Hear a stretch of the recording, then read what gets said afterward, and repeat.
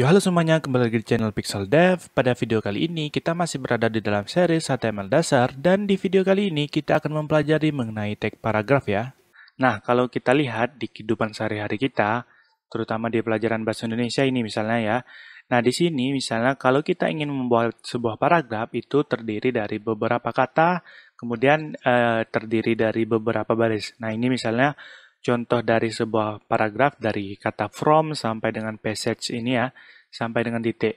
Nah, kalau di HTML, cara membuat paragraf itu kita bisa memakai dengan tag P.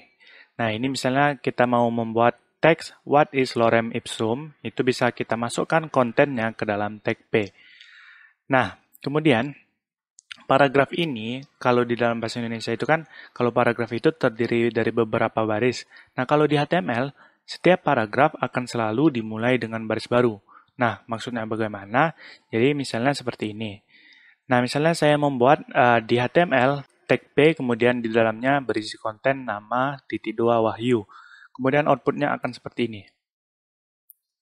Nama Wahyu, di sini ya, ada output nama Wahyu. Kemudian kalau saya buat lagi tag phobby, itu akan membuat baris baru dia nanti di sini ada nama Wahyu, kemudian di baris baru ada hobi belajar misalnya. Kalau saya buat lagi tag P lagi, itu akan membuat baris baru lagi channel yang ngoding. Nah, jadi sekali lagi saya ingatkan untuk di HTML itu setiap paragraf akan selalu dimulai dengan baris baru. Oke, untuk yang selanjutnya adalah ini ya. Jadi kalau yang tadi kita itu membuat tag P terlalu banyak, itu menurut saya tidak efisien kalau ingin membuat teks yang seperti ini, nama, hobi, dan channel misalnya. Nah, di HTML sendiri ada tag pembantu lagi yang memudahkan kita tidak terlalu banyak membuat tag P. Nah, misalnya ada tag pre. Jadi kalau tag pre ini, kalau kita artikan kata pre ke dalam bahasa Indonesia, itu artinya adalah pra atau sebelumnya ya. Kalau kita lihat arti sebenarnya dari tag pre ini di HTML, yaitu artinya adalah pre-formatted. Artinya diformat dulu, baru kemudian ditampilkan. Ini adalah cara membuat baris dengan tag pre. Nanti kita contohkan. Kemudian di sini juga ada tag BR atau break. Jadi misalnya di sini saya buat nama .2 Wahyu, kemudian break, artinya dia enter, kemudian hobi belajar, enter lagi, channel yuk ngoding, dan enter lagi.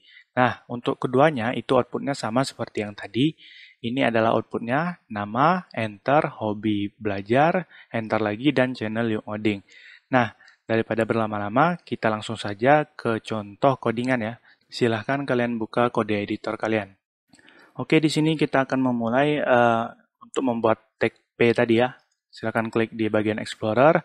Kemudian di sini saya sudah open folder namanya HTML dasar.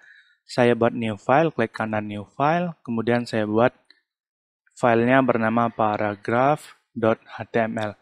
Sebenarnya namanya itu terserah kalian ya. Di sini saya sembunyikan dulu sidebarnya. Klik Ctrl B.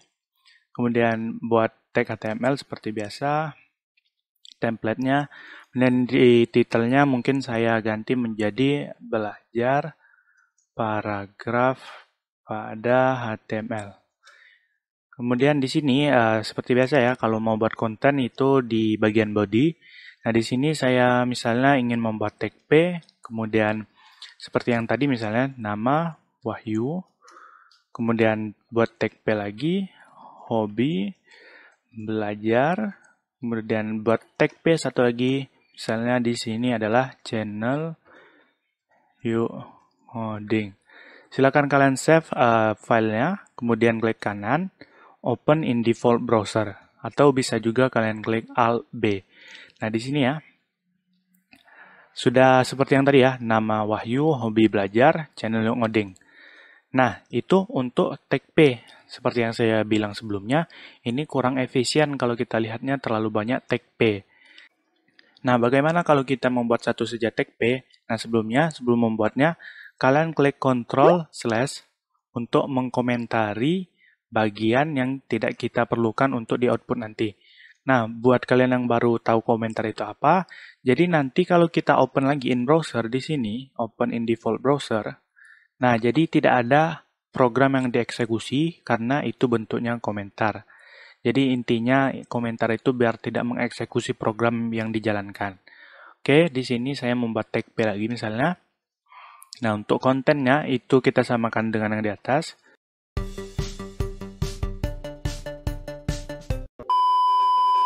Kalau teman-teman save ini, Ctrl S, kemudian open in default browser. Nah, jadi seperti ini ya. Oh, maaf, sebelumnya ini hobi ya. Hobi. Nah, kalau kita kembali ke browser, ini akan jadi satu baris. Tidak mengikuti format di dalam tag P ini. Nah, kita sudah belajar sebelumnya ya.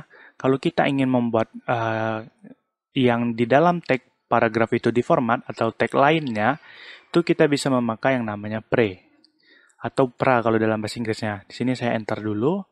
Nah, biar tidak rumit ini saya cut saja. Bisa kalian klik di sini biar lebih rapi. Kemudian saya cut, masukkan ke sini, Ctrl S lagi, kemudian saya buka browser dan refresh. Nah, ini sudah ya, sudah terformat otomatis. Nah, ini kalau yang tag pre, tapi di sini kalau tag pre itu ada yang kosongnya ya. Mungkin ada teman-teman yang tahu bagaimana cara menghilangkan kosong di sini di tag pre. Silahkan tulis komentar di video bawah ini. Nah, yang selanjutnya selain tag pre, itu ada tag break ya, atau BR. Silahkan kalian hapus saja tag pre-nya. Oh, mungkin di sini saya komentar saja ya. Saya komentar. Kemudian di sini saya buat ini yang di sini saya copy saja. Kemudian di sini nama Wahyu enter.